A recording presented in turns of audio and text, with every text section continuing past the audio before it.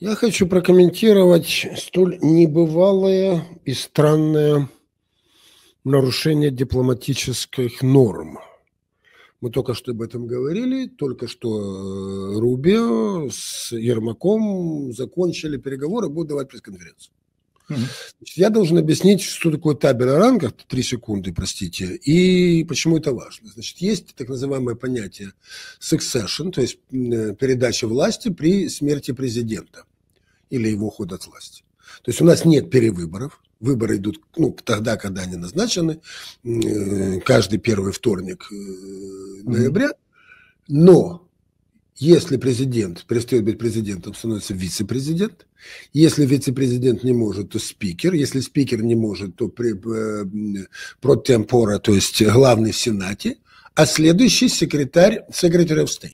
А больше интересных видео вы можете найти на канале Любарский без цензуры.